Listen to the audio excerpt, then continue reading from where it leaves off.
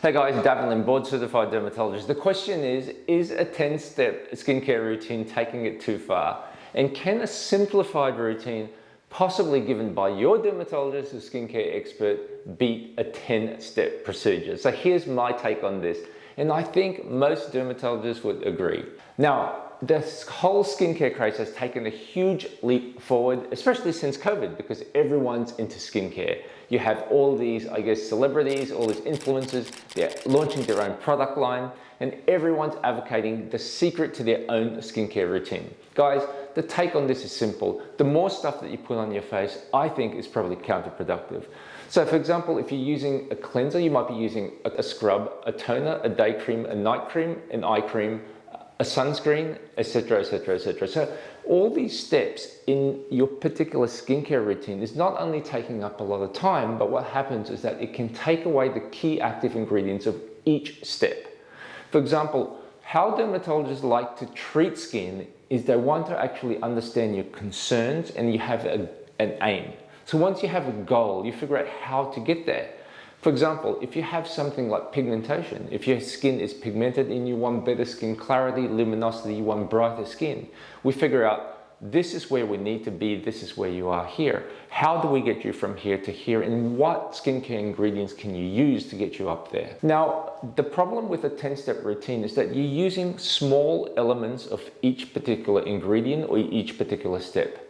For example, for pigment, you might be using certain key ingredients which inhibit the pigment production of your cells, or it can aid in turnover or exfoliation of your cells. For example, the ones which inhibit pigment include things like your kojic acid, your licorice, your bearberry extracts, your arbutin, as well as things like medically prescribed retinol or retinoic acid, but also your things like hydroquinone. And then when you have things which increase exfoliation are things like, for example, your salicylic acid and your alpha hydroxy acids, whether it be your lactic acid, your glycolic acid, your mandelic acid, your citric acids. So with all of this, you have certain percentages, right? So if you want to go for a whole mix of different things, the percentages of all of these got to be low. So you can't use maximal concentration, for example, of your alpha hydroxy acid and combine that with your ascorbic acid, because guess what? You will break out in a rash. So when you're actually doing these steps, it's the same thing. Adding each step may compromise your skin barrier function. For example, if you're using a scrub that contains beta hydroxy acids,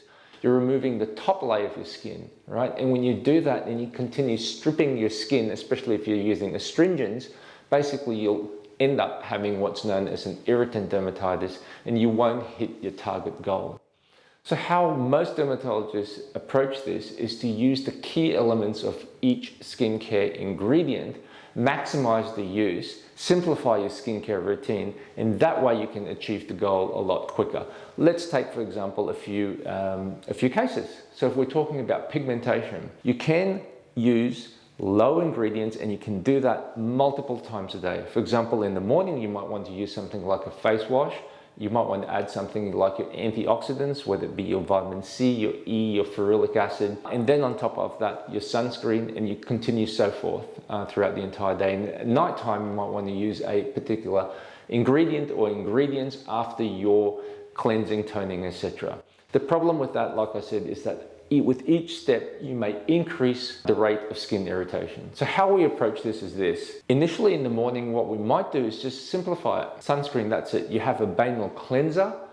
You have a sunscreen, which has a high factor of SPF in it, as well as UVA and UVB photo protection. So you start off with just a cleanser and a sunscreen. At night, you might just start off with a cleanser, once again, and then your active, and the active might be something like ascorbic acid. So instead of doing many different steps, we might pick an ascorbic acid, for example, that has a higher concentration. It might be something like 15% L-ascorbic acid. But if you want to add all of these steps in throughout the entire day, especially in your nighttime routine, the N percentage of what you may tolerate might be something like only a 5% L-ascorbic acid, which means the key active ingredient is probably not optimal at its concentration to give you the desired result to meet your goals. Pigmentation is an example. For example, if you're also looking at acne, and acne is a very, very common cause or very common complaint, With acne, you've got to understand that your skin barrier function is compromised to begin with. So if you start using things like exfoliants, your BHAs, your beta-hydroxy acid, and your salicylic acid, you start exfoliating and you start toning, then you add your vitamin C because of your pigmentation, your retinols, your retinoic acids, and your retinoids, you're going to end up having a big mess. So instead of going forward quickly, you might go backwards. So with acne, how do we approach this? So we might want to start off with a wash, a simple wash like a beta-hydroxy acid. That's it. Beta-hydroxy acid in the morning wash, 2% salicylic acid. Couple that with something like a sunscreen, high factor, that's it for the entire day.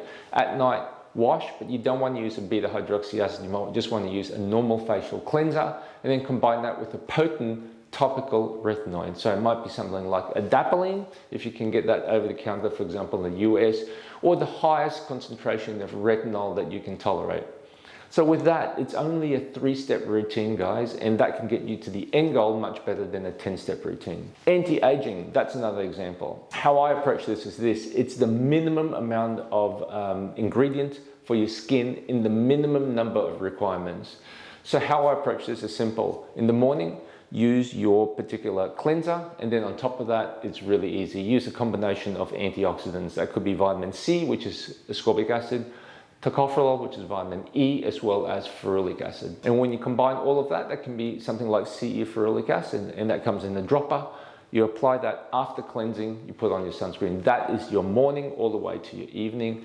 Evening, what you want to do is just wash your face using a cleanser, normal cleanser, and then you might want to concentrate on one ingredient, but the ingredient's got to be a powerful one. So you're not stripping your skin, you're not toning your skin, you're not doing anything untoward that would decrease your skin's threshold for irritation. And at night, it might be as simple as this. It might be a very powerful retinol, or it might be a prescription retinoid, and that's it for the entire day.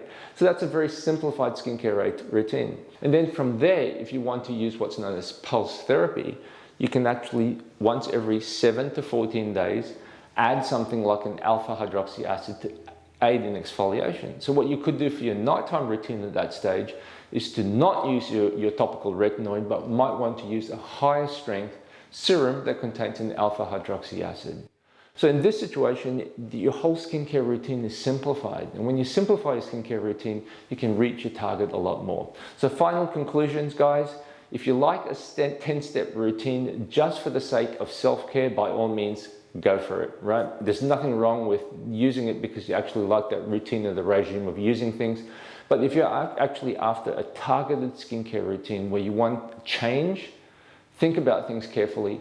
Find the active ingredients that will give you the best results and use the highest concentration in its class that's suitable for your skin type, but also skin sensitivities. Guys, I hope you liked that video. Please like, comment, share, and subscribe.